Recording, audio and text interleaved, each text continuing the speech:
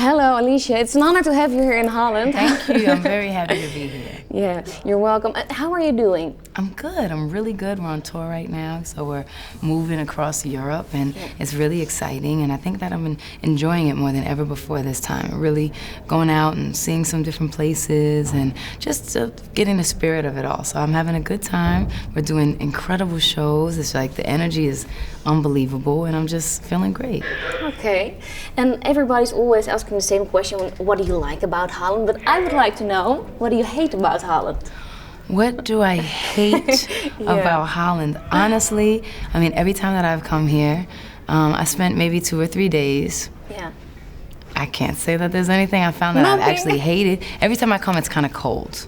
Yeah, as today. That might be one thing, but that's because it's like winter. And see, Holland reminds me a lot of New York in a lot of ways, because it has some similarities. A little bit like the city. And, so and New York is cold, so I can't complain. But that would be the one thing. It's always cold when I come. Okay. Let's talk about the album, As I Am. How would you describe your style on the album? The album is definitely a liberation for me. It's like a freedom in a way, and just really allowing myself to express all the things that I felt and learned and the ways that I grew, and kind of just to leave fear behind, you know, to leave anything that I was worried about or scared about and just let it all come out and speak through this music. So As I Am is definitely the best representation of who I am right now at this moment, and the things that I've learned and the ways that I've grown. But where was you scared about? I mean, you know, life is scary. There's different things that try to hold you back. There's things that you feel, you feel maybe insecure about, or, you know, life changes. There's great changes you have to go through. You have to be strong enough to welcome the changes. You know, it's just a part of life. It's just things that happen as you're growing. I think becoming a woman, you know, is a scary process. You know, you have to start making your own decisions, and you have to really understand that nobody else can live your life but you, and you can't let anybody else tell you how to live your life. And so that is a little scary, that growing process. But you know, this year and this album definitely taught me how to be much more strong and just be more clear about what I want for myself, because ultimately, if you're not happy, what's the point? You were not happy before this album, or not? No, I mean, I was happy, but, you know, I think that you sometimes get into a routine, you know, you just do what you do, you know, but what about those, what about those things that you learn from, or those things that, you know, inspire you, you know? Sometimes I learned that there are times when you just have to say, I'm actually not available. I'm not. I have to go. There's things I have to do for myself. And before you did everything everybody wants you to do, and now you're saying, okay, I don't want it because it doesn't feel right. Right. No, you just have a bit more of a balance, a better balance. You know, I think before it was always about work, do everything, and now it's a little bit more balanced. Like I can absolutely work and work very hard, but I can also experience and play and find the things that really move me. Yeah. So. On the album, you worked together with Linda Perry. She also worked with Pink and Christina Aguilera. How was the collaboration? Great. Linda is incredible. She's such a fantastic writer, producer, you know, person. She's a very, you know, strong-minded person. And I think, you know, just the way that we were able to collaborate with songs and music, it was phenomenal. And, you know, not often do you meet somebody that you just can click with that well. You know what I mean? Because it's, you know, it's a very personal process. But we really clicked really well, and we wrote some beautiful songs. So I'm really proud of the music we did. And what's the song you're most proud of? On the album? Yeah. Every song on the album is really special to me. I love Superwoman. I love the way that feels. I love being able to sing that and feel strong about even being weak. You know what I mean? I love Sure Looks Good to Me is another song that I really love. That's kind of a mantra for me, you know. I want to risk it all, the freedom to fall. It looks good to me, you know. And I love No One. Yeah, I mean, of no course. one is like, no one was like a blessing, came to us from heaven, like, so, you know, I love that song. I love Like You'll Never See Me Again. I mean, that song is another one that just hits you. Oh, so every song. I mean, I couldn't tell you a story about, I could tell you a story about every song. Okay, tell me a little story about Superwoman, because I would like to know something about that. Yeah, you already told it a little bit. Yeah, Superwoman is kind of like, you know, just came to me during a time that it was, I just felt kind of low, and I couldn't shake it, and I just didn't know how to make myself feel better. You know, you keep going, and you're like, I know this is going to pass eventually. I mean, I can't be miserable forever, but you know, I just couldn't figure it out. So I remember a good friend of mine, Steve Mawston, who actually plays bass with me on stage, and he also co-wrote that song. We were getting together in the studio, and he kind of came in, and we were messing around, and he said something about being Superman, and I was like, yeah, and I'm Superwoman. And I was like, yeah, I'm Superwoman. And all of a sudden, this whole idea about being a Superwoman, even when you're a mess, you know, you still put on a vest with an S on your chest. You're still fantastic. Superwoman. Exactly. Okay, but have you got any advice for all the women in Holland who doesn't feel like Superwoman right now? I mean, I totally understand that feeling. And I think that, you know, when you're not feeling so much like a superwoman, sometimes you just have to let yourself feel like that. Like, you know, sometimes you just have to ask yourself, what is it that's going on with me? You know, and be really honest, because it's hard. Yeah. We're not always very honest with ourselves. You know, we kind of like hide it or push it away or say or cover it up or whatever. Or, you know, just work so much that you don't even get the chance. You know, sometimes you just have to sit in a quiet place and really ask yourself, what's going on with me and how come I'm feeling like this and what do I have to change? Because I think when you're feeling like that for a while, that means something has to change. Yeah. But know that you're not abnormal. Everybody feels like that, and hopefully you can find somebody genuine to talk to, because I think that helps. And a lot of times also we keep too much inside. And did you have a person you can talk to? Yeah, you know, I'm pretty fortunate to have a couple of really good people I can speak to. You know, for whatever reason, I kind of felt like I couldn't talk to them, maybe because I didn't want to burden them, or because I was just not wanting to really admit that something was really just bothering me that much. But when I finally did, it felt so much better to just say, I feel funny. And when was the moment for you thought, okay, bum, I have to do something about this feeling? When I just couldn't take it anymore. I just couldn't take it anymore. It's like at the breaking point. You reach a breaking point, like enough, really, now enough. It's enough and I have to do something about it and with it. Yeah. Lesson learned, also a song on the album. Favorite, yeah. What was your biggest lesson in your life? Yeah. It's a tough question, I know. I mean, there's definitely a lot of lessons and more to learn, I'm sure. But my biggest lesson to my life that I've learned in my life is to really make sure that you enjoy every day. Yeah. Like that I am happy with every day. Even if something not so good happened in that day, at least I know I tried my best during that day. I mean, I think that the one thing is you can never get your days back. You can't ever get them back. And I think that, you know, we definitely have to just live a really full life, as full as possible. So, you know, think about it. Like, just ask yourself, what will make today great for me? What will it be? Because it could be something as simple as, I don't know, going and get a pedicure. You know, like, that will make me feel really good today. So then, great. Then you did that one thing in that long day. And that makes you happy. Exactly. You also wrote quite a few political songs, right? On the album, definitely touched on some of my feelings about the state of the world politically and socially, but did it in a way that was a bit more kind of personified. Like, I would use an example of a guy as opposed to saying exactly what I meant, but the intention was there.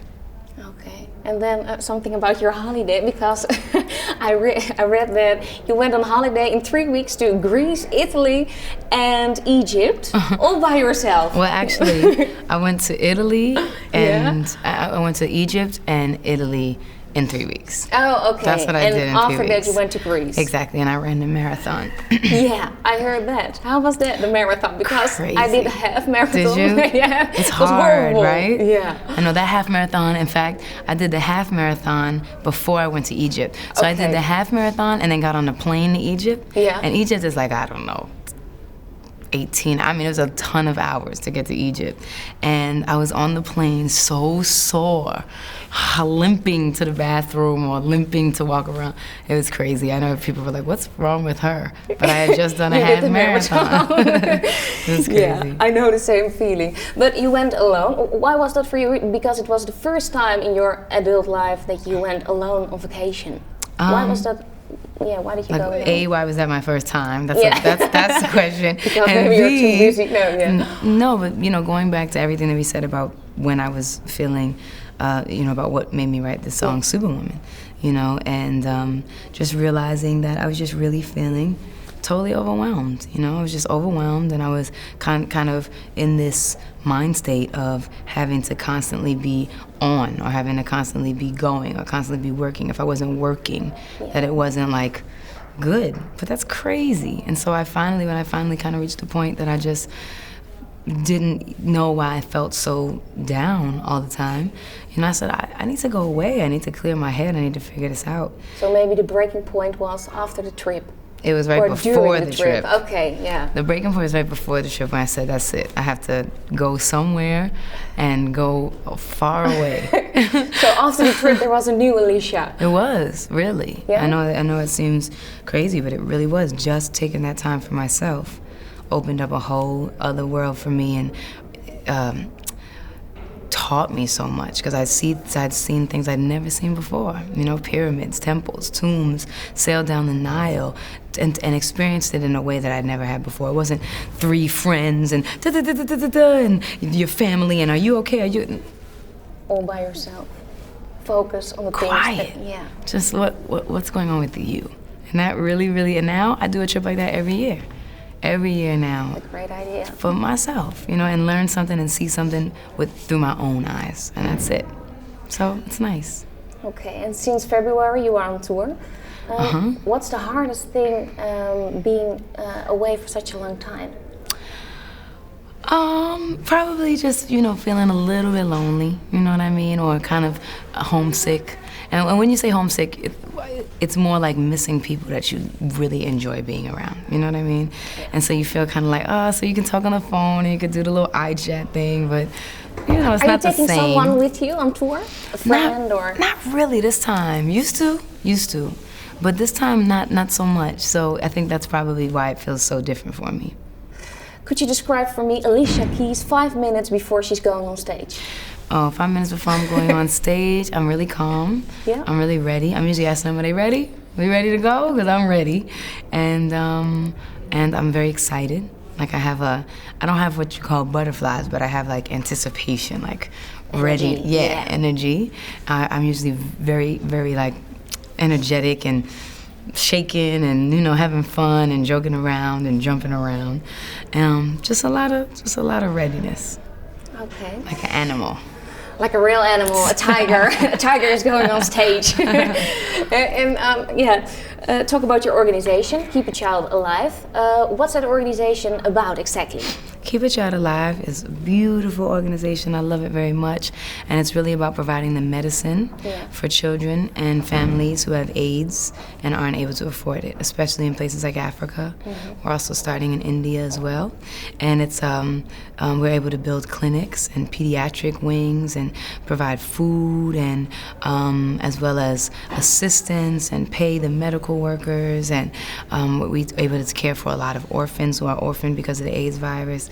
It's a lot of really incredible things that go on, and we're really able to fund organizations that are started in the community. So they're of the community, they're in the community, they really love the people that are around there and they want to do something. And so we're able to fund them and keep them running and expand them, and our main focus is the medicine. So it's beautiful. KeepAChildAlive.org. We're actually putting out a documentary that I did called Alicia in Africa that's really able to paint a picture of what it's really like in a very inspiring way. Very inspiring. I think sometimes the pictures are painted so devastating that you don't see the faith and the hope and the beauty. Yeah. There's so much beauty. There's so much life. So, a very important thing to do. Yeah, I feel. Yeah. Thank you. In 2009, we can expect the movie The Secret Life of Bees. Yay! The movie with you in. You're in the movie. What's the movie about? The Secret Life of Bees is fantastic. I love this movie. It's directed by Gina Prince Bythewood, and Queen Latifah's in it, myself, Jennifer Hudson, Dakota Fanning, another incredible actress named Sophie Okonato. There's such a great cast, and it's really about a young girl, Dakota, trying to find parts of herself by learning more about her mother. And her mother used to be cared for by and used to really be cared for by this woman who's has 3 sisters, and I'm one of the sisters, and we are really called the Boatwright sisters, and it's in the 60s, so it's a lot of turmoil politically, and like it's just beginning for when blacks can vote, and it's like a lot of change, just like how it is now, actually. I think there's a lot of change going on in America now. Yeah. And so it kind of reflects that a bit. But you see the way that this family, they're entrepreneurs, they have their own business, these 3 beautiful black women, and you see how it doesn't matter what color you are or where you're from, that, you know, we all are looking for something, and we're all trying to find what we're looking for. So it's a really beautiful message, well done movie. I'm really excited about it. Thank you very much. Yay! The last one, I think I already know the answer, but if you had to choose, what would you prefer, singing or acting? I wouldn't choose at all. I don't think I have to choose. I think that, you know, being creative is like a very beautiful thing, and to really express the many parts of life is something I always want to do. So do it both. Yeah. Thank you very much. Thank you. It was great. Thank you.